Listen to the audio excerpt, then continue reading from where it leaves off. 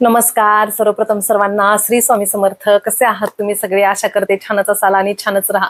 मी आहे रुपाली आणि आपला आणखीन एका नवीन व्लॉग मध्ये सर्वांचं खूप खूप खूप मनापासून स्वागत आहे. तर मी खरं तर या व्लॉगची खूप दिवसांपासून तयारी करतेय. तयारी म्हणजे मला करायचा होता, मला हा अनुभव तुमच्यासोबत शेअर करायचा होता. खरं तर माझ्या लाईफ मधले असे 3 अनुभव आहेत जे की त्यासाठीच मी या प्लॅटफॉर्मवरती आली असं म्हटलं तरी चालेल. तर ते मी ठरवतेय, पण आज 3 महिने झाले पण मला काही ते शेअर करायला काही जमलंच नाही. कारण मला असा एकांत पाहिजे होता, वेळ पाहिजे होता. पण असा आपण कधीच वेळ कुठल्या गोष्टीसाठी काढू शकत नाही आणि मला तर आता ते तस्मेमुळे पॉसिबल होतच नाही. तर त्यातून पण म्हटलं नाही, आता खूप लेट झाला, आता आपण करूया. आता तो झोपलाय आणि मग मी आता बसलीये. तर मला तुमच्यासोबत माझ्या आयुष्यातला हा अनुभव शेअर करायचा आहे की मी काय होती, माझ्या आयुष्यातला टर्निंग पॉइंट काय, आणि मी काय स्ट्रगल केलं, आणि मी कशा परिस्थितीतून निघाली, आणि त्यासाठी मी किती मोठा जीव घेणा प्रयत्न केला त्या गोष्टीसाठी, आणि माझी काय जिद्द होती. तर हे मला तुम्हाला सांगायचं आहे. तर त्यासाठी थोडासा व्हिडिओ मोठा होईल. तर तरी पण पूर्ण व्लॉग बघा नक्की, कारण त्याच्याशिवाय कळणारच नाही. कारण मला सुरुवातीपासून सगळं सांगावं लागेल. मी माझ्या साध्या भाषेमध्ये मी तुम्हाला सगळं सांगतेय, आणि मी कोणतीही स्क्रिप्ट किंवा काही मी पॉइंट काढलेले नाही. जे मला आठवतंय ते मी तुमच्यासोबत शेअर करते, तसं करते. त्याच्यामुळे थोडासा व्हिडिओ मोठा होईल, थोडंसं समजून घ्या. तर मी सुरुवात करते आता.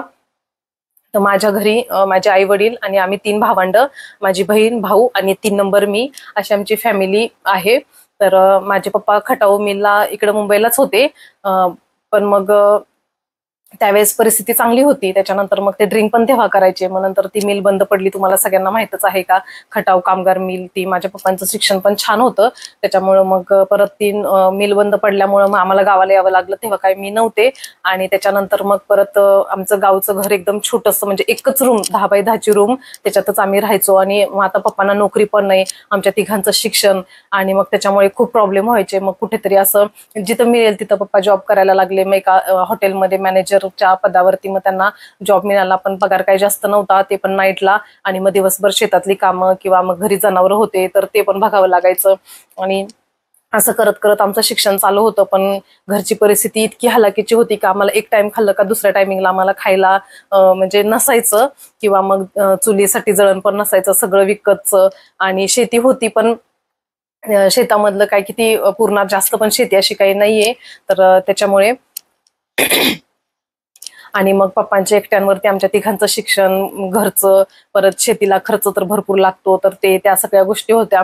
त्याच्यामुळे काय पगार काय पुरायचा नाही. आणि मग आम्ही एका माझ्या आई तर म्हणजे एका लाकडाच्या तुकड्यावरती असं आमचं जेवण असायचं. दुकानातून पावशेर, अर्धा पावशेर असं रोजचं आणून मग आम्ही जेवण बनवायचो. कधी कधी ती शेगडी येते तर त्याच्यात भुस्सा भरून, आणि मग त्या भुश्यावरती जेवण बनवायचं. एवढं छोटंसं घर, आणि त्याच्यातच आम्ही झोपणं, आमचं किचन, आमची चूल, आमचं छोटंसं बाथरूम, सगळं असं एकाच रूम मध्ये असायचं. आणि असं आमचं इतकं हालाकीचे दिवस काढले मी. म्हणजे आम्ही माझ्या घरच्यांनी का, अशी गरिबी खरंच सगळ्यांकडे असते असं नाही मला म्हणायचं, पण त्या गरिबीतून काय शिकायला मिळतं खरं तर, अशाच परिस्थितीतून मुलं चांगलं काहीतरी होतात किंवा जाणीव असते मुलांना. तर असं आमचं शिक्षण चालूच होतं. म्हणजे माझ्या पप्पांनी तर कर्जा म्हणजे व्याजाने पैसे घेऊन मग ते पैसे आम्हाला शिक्षणाला लावले, पण त्यांनी आम्हाला कधी जाणवून नाही दिलं का घरची काय परिस्थिती आहे, किंवा आम्हाला शाळेला तर कधीच काही कमी पडून नाही दिलं. पण आम्ही पण तिघांनी पण कधीच त्यांच्याकडे हट्ट नाही केला का आम्हाला हेच पाहिजे तेच पाहिजे. 2 ड्रेसवर तर 2च ड्रेसवरती आम्ही आमचं कॉलेज केलेलं आहे. तर लहानाचे मोठे आम्ही अशाच परिस्थितीत झालेलो.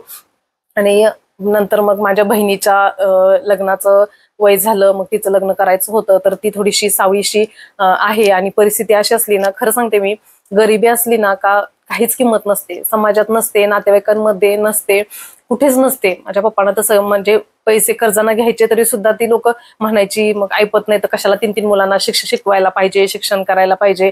पण ते कधी आम्हाला त्यांनी कसं बोलून नाही दाखवलं. ते असे एकटेच म्हणजे सगळ्या गोष्टींना तोंड देत होते ते. पण तरी पण आम्हाला ते समजत होतं का काय परिस्थिती आहे, त्याच्यामुळे आम्ही पण कधी हट्ट नाही केला.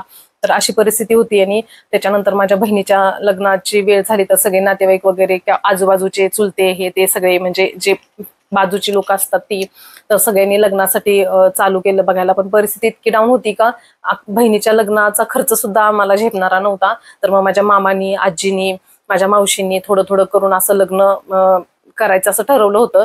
तर मग स्थळ आलं, मग ती अगोदर 2-3 स्थळांना ती नाही म्हटली आणि नंतर मग ते सगळे म्हणायला लागले का तू प्रत्येक ह्याला नाही म्हणते, तू तरी कुठे एवढी दिसायला चांगली आहे. तर मग तिला कन्व्हिन्स करून एक स्थळ जमवलं. तिची तिथं पण इच्छा नव्हती, पण मग पप्पांनी पण हे केलं का जाऊ दे, आहे चांगलं वगैरे असं तसं करून तिचं लग्न जमलं. तिचं लग्न पण झालं. त्यावेळेस मी 10वीला होते. त्यावेळेस 2008-9ची गोष्ट असेल ही. आणि तिचं लग्न झालं. मग तिचं लग्न नव्हतं तोपर्यंत ती घरातलं सगळं करायची आणि मग मला शेतामध्ये आईसोबत जावं लागायचं. एक एक तास अंतर असायचं शेतामध्ये. तिथून ओजीच्या ओजी उसातून ते कोंब वगैरे निघतात ते, किंवा पालापाचोळा ते हिरवं पाचट ओढून मग त्याची मोदळे म्हणतात आमच्याकडं, तर त्याचं एक 20-25 मोदळ्यांचं असं ओझं करायचं, ते डोक्यावरून घेऊन यायचं आणि मग शाळेत जायचं. तर असं आमचं रुटीन होतं. मग 10वीला तिचं लग्न झालं का मग मला सगळं घरातलं करावं लागायला सुरुवात झाली. मग लग्न झालं आणि शेवटी तेच झालं का तिची इच्छा पण नव्हती आणि स्थळ पण तसं चांगलं मिळालं नाही. दाजी खूप ड्रिंक करायचे, खूप भांडणं व्हायची त्यांची, ते खूप मारायचे. अशी परिस्थिती झाली. मग ती घरी यायची आणि घरी एवढंसं छोटंसं घर आणि तिथंच भांडणं. मग ती बाहेर अंगणामध्ये, तर आजूबाजूची सगळी लोक बघायला, तर मग तो तमाशाच व्हायचा. मग लोकांना बोलायला कारणच असं नाही. गाव म्हटल्यानंतर तुम्हाला माहितच आहे, वेगळं काही सांगायला नको. तर इतकं म्हणजे टेन्शन असायचं त्या वेळेमध्ये ना, ती फेज आठवली तरी नको वाटतं. आणि मग माझे पप्पा असे एकटेच बसायचे, विचार करायचे. मग माझी बहीण म्हणायची का मला नव्हतं लग्न करायचं, तरी पण तुम्ही मला तिथं लग्न करायला लावलत वगैरे. मग ते काहीच बोलायचे नाही, शांत बसायचे. मग ह्या सगळ्या गोष्टी बघितल्यानंतर आणि माझा भाऊ तर इतका शांत आहे, इतका गरीब आहे का तो कधीच कोणाशी भांडण नाही, काय नाही. तो माझ्यापेक्षा 3 वर्षांनी मोठा आहे आणि तेव्हा पण तो एकदम म्हणजे शांतच असायचा. म्हणजे तो शांतच आहे, त्याचा स्वभावच तसा आहे. मग तो कॉलेजला जायला लागला का तो पण कपड्याच्या दुकानात कामाला जायचा आणि मग आमचं असं घर चालायचं. तो पण दुकानात कॉलेज करत करत तो पण काम करायचा. आणि मग बहिणीचं पण असं झाल्यानंतर मग मी तेव्हा विचार केला का नाही, मला हे असं आयुष्य नाही काढायचं आणि मला काहीतरी करावं लागेल. मला माझ्या पायावर उभं राहायचंय. जी घरची परिस्थिती आहे ती पण, आणि माझ्या बहिणीचं जे झालंय ते मला माझ्या बाबतीत नाही करायचं. हे मी तेव्हाच माझी म्हणजे गाठ मारून घेतली होती का मला हे असं आयुष्य नकोय म्हणून. आणि मी पहिल्यापासून थोडीशी प्रत्येक गोष्टीत अशी ऍक्टिव्ह आणि काहीतरी करायचं डोक्यात माझ्या एकदा घुसलं का मी ते केल्याशिवाय शांत बसत नाही, असं माझं पहिल्यापासूनच होतं.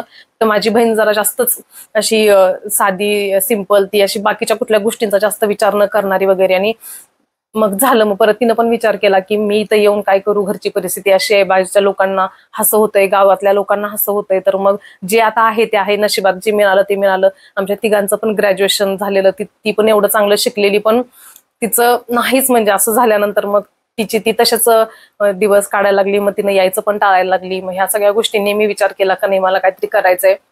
मग त्याच्यानंतर मग मी पेपर वगैरे घरी यायचा, तेव्हा काही 2 रुपयाला पेपर असायचे. तर मग मी पेपरमध्ये बघायची न्यूज वगैरे, जाहिरात कुठे आली आहे का जॉबसाठी. मग 2-3 हजाराचा जॉब असेल तरी सुद्धा. मग माझी 10वी झाली, मी 11वीला कॉलेजला ऍडमिशन घेतलं, महिला कॉलेजला ऍडमिशन घेतलं. तर ते करत करत मी कुठेतरी जॉब करेल असा माझा विचार होता. पण माझ्या पप्पांनी सांगितलं का नाही, जॉब केला तर परमनंट करायचा, नाहीतर मग असा टेम्पररी कुठेतरी अजिबात जॉब करायचा नाही, असं त्यांनी सांगून ठेवलं होतं. त्याच्यामुळे तोही विषय तिथेच संपला. आणि मग माझा भाऊ, शेवटी तो मुलगा होता, तो दुकानात जायचा, तो करायचा. आणि घर असं छोटंच होतं, त्याच्यामुळे मी सांगते तुम्हाला, आम्ही भनी भावंड किंवा माझा भाऊ म्हणून त्याच्यासोबत वेळ घालवणं, मस्ती करणं, त्याच्यासोबत बाजूला शेजारी शेजारी झोपणं, ही गोष्ट आमच्या आयुष्यात कधीच झाली नाही. कारण घरात जागाच नव्हती. पप्पा नाईटला जायचे, जेमतेम आम्ही 2 ते 3 लोक झोपण्यापुरतच जागा होती. तर मग माझा भाऊ, गावात असं मंदिर आहे, तर तिकडे तो झोपायला जायचा. लहानपणापासून आम्हाला कळतंय असं, मी तर कधीच असं आठवतच नाही मला. तर गावातली सगळी मुलं मंदिरात अशी झोपायला यायची, तर मग तो पण तिकडे झोपायला जायचा. तर तेवढी वर्ष पूर्ण म्हणजे आमचं घर जोपर्यंत झालं नाही तोपर्यंत तो तिकडच असा मंदिरातच झोपायचा. आणि मग तो सकाळी जायचा, तो डायरेक्ट संध्याकाळीच घरी यायचा. त्यामुळे तेवढा आमचा सहवास कधीच आम्हाला मिळाला नाही, कारण फक्त परिस्थिती. त्याच्यामुळे गरिबी आणि परिस्थिती, त्याच्यामुळे प्रत्येकानं, मी तर सगळ्यांना, तुम्ही जर माझा हा व्हिडिओ बघत असाल तर मी सगळ्यांना खरंच रिक्वेस्ट करते का पैसा असणं, स्वतःच्या पायावर उभं राहणं खरंच काळाची गरज झालीये. त्याच्यामुळे कष्ट करायला, मेहनत करायला खरंच अजिबात लाजू नका. तर असं झाल्यानंतर मग मी कॉलेज करत करत विचार केला का नाही, मग आपण पोलीस भरतीला उतरूया, कारण माझे काका पोलीसमध्येच होते. तर मग ते युनिफॉर्म घालायचे वगैरे, आणि असंच माझ्या डोक्यात आलं का आपण पोलीस भरतीला उतरूया म्हणून. तर मग मी ठाण्याला यायचीच सुट्टीला वगैरे, पण माझे काका इतके डेंजर, इतके कडक, का हिटलरच आम्ही म्हणायचो त्यांना. कारण रस्त्यानं चालत जरी असलो तरी समोरचं जर आपल्याकडे बघत असेल तरी सुद्धा भीती वाटायची का आता काय होईल, इतके डेंजर. म्हणजे मी त्यांच्याकडे जायची सुट्टीला तर मी रात्रीचे ते जर घरी असले तर मी अंथरूण पूर्ण पांघरून घेऊन त्याच्यातून टीव्ही बघायची, पण त्यांच्यासमोर हिंमत नाही व्हायची, एवढे ते कडक होते. तर मग त्यांनीच माझे सगळे डॉक्युमेंट वगैरे त्यांनीच काढले, त्यांना मुलबाळ वगैरे काहीच नाहीये, तर त्यांनीच मग ते मला मुलगीच मानायचे. तर त्यांनी सगळे डॉक्युमेंट वगैरे काढले, मी पोलीस भरतीला उतरली. मग त्यांच्याकडे गेली, पण मी त्यांना खूप घाबरायची, आणि त्यांनी मला ग्राउंडवर सोडलं आणि मग ते त्यांच्या ड्युटीला निघून गेले. पण मी एकटीच होती, एवढं मोठं ग्राउंड, आणि पोलीस भरती म्हटल्यानंतर किती मुलं असतात तुम्हाला माहितच आहे. तर मग भरतीला गेली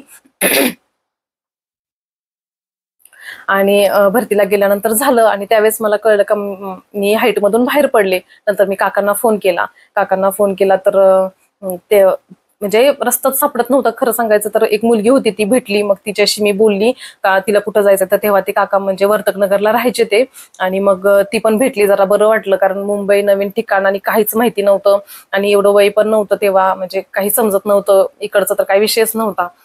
मग कसा तरी घाबरत तेव्हा कॉइन बॉक्स असायचे, त्या काकांना फोन केला का आम्ही इथे इथे आलोय असं. आणि आता त्यांना कसं सांगू आम्हाला रस्ता सापडत नाही म्हणून, ती पण नवीन मी पण नवीन, आम्हाला वर्तकनगरला जायचं होतं. तर मग काकांना फोन केला झालंय म्हणून. मग त्यांनी सांगितलं का रिक्षाला बसा आणि मग तुम्ही जा घरी म्हणून.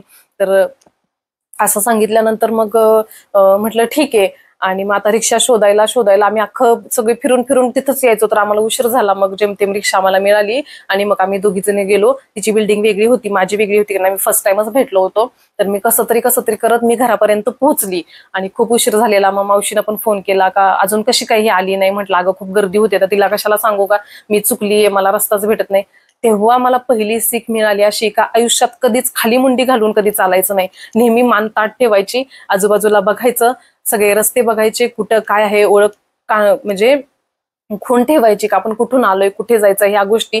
आणि तिथून पुढं ठरवलं का नाही आपल्याला आयुष्याच्या वाटेवरती कधीही आपल्याला एकटीला प्रवास करावा लागणार आहे. त्याच्यामुळे आता तिथं मी ती गोष्ट शिकली, आणि मग म्हटलं चला ठीक आहे, पहिलीच भरती आहे, तर हाईट मधून बाहेर पडलं तर मला तेवढं काही टेन्शन आलं नाही.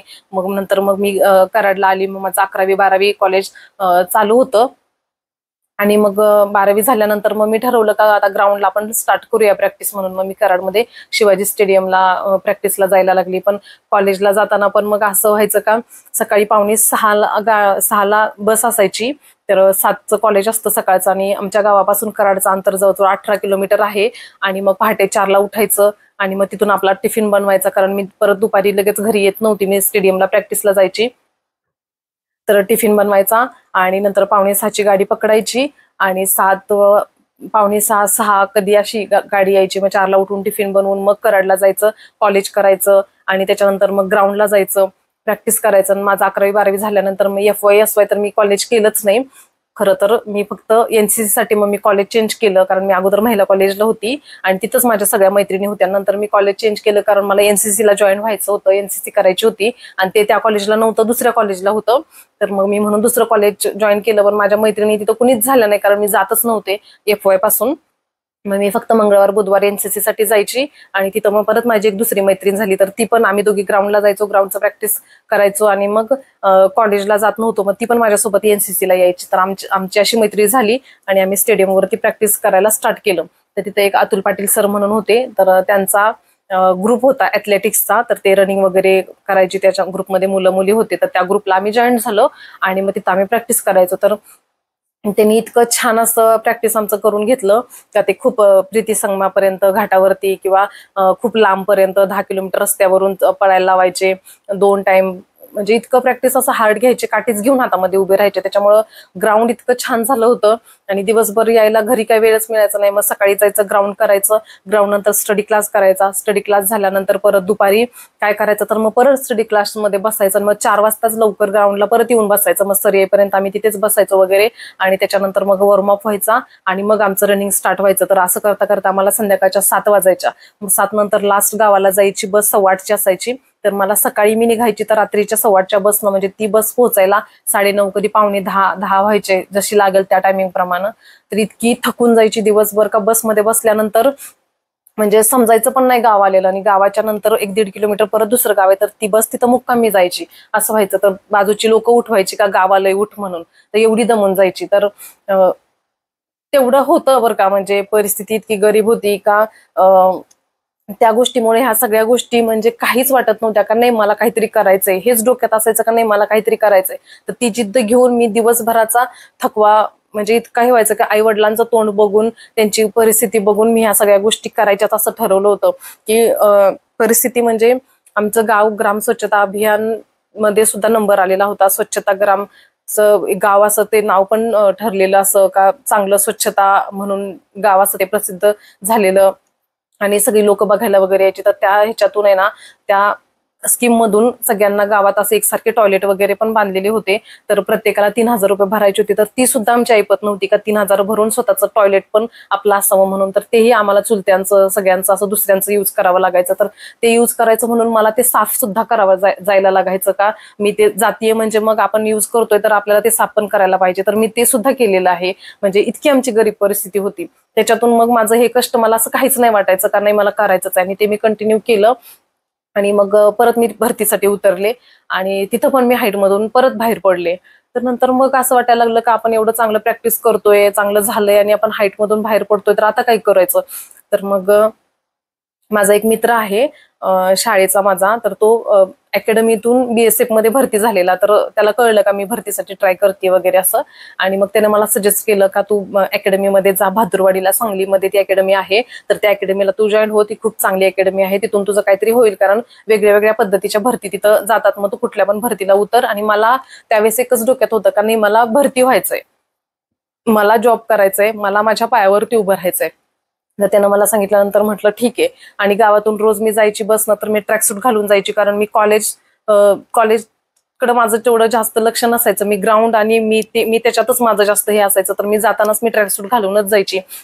अप्पर पॅन्ट लोअर वगैरे तो पूर्ण सेट होता माझ्याकडे एक, तर मी तो घालून जायची शूज. तर आता गाव म्हटल्यानंतर तर तुम्हाला माहितच आहे का गाव म्हणजे कशी लोक असतात, कशी बोलतात वगैरे असं. पण माझ्यासोबत कुणीही मैत्रीण नव्हती, काय नव्हती. मी एकटी जायची, एकटी यायची. आणि तर काय काय लोक बोलायची पण, आणि बाहेरचे कशाला, आपल्या जवळचीच लोक खूप असतात बोलणारी का हा काय शायनिंग मारते, काय नखरे करते, ट्रॅकसूट घालून जाते, ती काय भरती होणार आहे का, म्हणजे ह्या अशा गोष्टी सगळ्यांनाच फेस करावं लागत असेल. हे मीही ते केलं फेस. आणि मग मला ते सगळे लोक बोलायचे, पण मी तुम्हाला सांगते खरंच का, मला हे सगळ्यांनाच सांगायचं आहे की आयुष्यात जर आपल्याला काय करायचं असेल ना, तर आपण दुसरं कोण मला काय बोलतंय ना, ह्या गोष्टीकडे तुम्ही जेवढं लांब राहाल तेवढंच चांगलं आहे. लोकांनी देवाला सुद्धा सोडलं नाही, तर आपण तर माणसं आहोत. आणि मी कधीच त्या गोष्टीकडे लक्ष नाही दिलं. आणि त्याच्यानंतर मग मी माझं सगळं रुटीन चालूच होतं. माझ्या घरच्यांना पटत होतं, माझ्या घरच्यांनी मला तेवढी सूट दिली होती, कारण त्यांना पण माहित होतं का ती काय करते, आपण काय आहोत हे आपल्याला माहिती आहे, आपल्या घरच्यांना माहिती आहे. लोक काय बोलतायत मी याच्याकडे कधीच लक्ष नाही दिलं. तर मग माझं काही ते झालंच नाही. मी 2 वर्ष तिथं तशी प्रॅक्टिस केलं, आणि त्याच्यानंतर मग नाही झालं तर मग मी अकॅडमी जॉईन करायचा विचार केला. मग मी घरात सांगितलं, आणि मी गेली त्या अकॅडमीमध्ये गेली. तर तिथं 3,500 रुपये फी होती मंथली, आणि मुलांचं खूप छान म्हणजे नावाजलेली अकॅडमी आहे ती, आणि त्याचं म्हणजे रिझल्ट पण खूप छान आहे. तर मग तिथं गेल्यानंतर मग सुरुवातीला 1-2 महिने घरच्यांनी पैसे दिले, कारण गरिबीच इतकी होती का मला ते 3,500 रुपये मी नाही अफोर्ड करू शकत, मी तिथं भरू शकत नव्हते. आणि मग घरच्यांनी पण सांगितलं का आम्हाला नाही परवडत, आम्ही ते पैसे नाही देऊ शकत. मग मी 2च महिने अकॅडमीमध्ये राहिली, पण मी त्या 2 महिन्यामध्ये माझा असा छाप तिथं पडला का मला म्हणजे असं जी गोष्ट आपल्याला येते ती पुढे होऊन करायला मी कधीच लाजली नाही, आणि मी तेच करायची. कारण माझं NCC झालं होतं, आणि मी ग्राउंडला तिथं माझं परफेक्ट प्रॅक्टिस झालं होतं. मी एक्सरसाइज वगैरे तिथं करत होती, त्याच एक्सरसाइज मी अकॅडमीत गेल्यानंतर पण मी करत होती. आणि बाकीच्या सगळ्या मुली डायरेक्ट अकॅडमीमध्ये आल्या होत्या, तर मी थोडीशी ट्रेन होऊन गेली होती. त्याच्यामुळे मी पुढे होऊन, म्हणजे आपण लिडरशिप म्हणतो तसं, पुढे होऊन मी एक्सरसाइज घ्यायची, आणि मग तसंच सेम पोरी करायच्या. मग ते मी त्या 2 महिन्यामध्ये केल्यामुळं माझं असं काही माइंडमध्ये नव्हतं, पण मी ते केलं. आणि त्याच्यामुळे मला त्याचा फायदा असा झाला का माझ्याकडे पैसे नव्हते, म्हणून मी अकॅडमी सोडून मी घरी आली. घरी आल्यानंतर मग आता काय करायचं माझा विचार चालूच होता. तर मला अकॅडमीतून फोन आला का तुला मामांनी बोलवले, म्हणजे त्या अकॅडमीचे मालक देसावळे सर, त्यांना तिथले सगळे मामाच म्हणून बोलायचे. तर ते खूप चांगले होते, आणि नंतर मग फोन आला का तुम्हाला मॅडम मामांनी बोलवले करून. तर तिथं असं कळलं का ती मुलगी एक्सरसाइज घ्यायची ना, आता ती गेली आहे. मग त्यांनी मला बोलवल्यानंतर मी गेली. म्हटलं सर मी नाही पैसे भरू शकत, माझ्या घरची परिस्थिती नाहीये म्हणून. नाही तरी पण तू ये, मामांनी बोलवलंय. मग मी गेल्यानंतर त्यांनी मला सांगितलं का ठीक आहे, जे ऍडमिशन होतील किंवा मुली तिथं आहे त्यांचं एक्सरसाइज वगैरे वॉर्मअप त्यांचं दिवसभराचं शेड्यूल सगळं तू घे.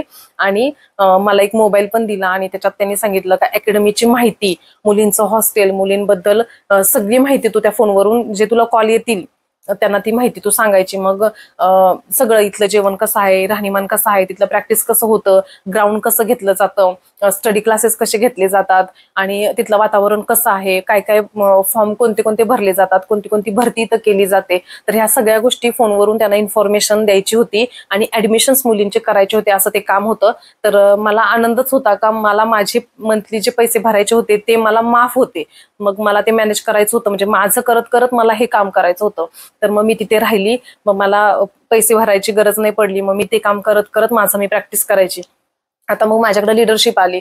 कोणतीही गोष्ट जिद्द, प्रामाणिकपणा आणि स्ट्रगल शिवाय कोणतीही गोष्ट शक्य होत नाही. तर हा तुम्ही माझ्या लाईफ स्टोरीवरचा, माझ्या स्ट्रगलवरचा पहिला पार्ट तुम्ही बघितलात. तर असाच पुढचा पार्ट पण लवकरच येईल.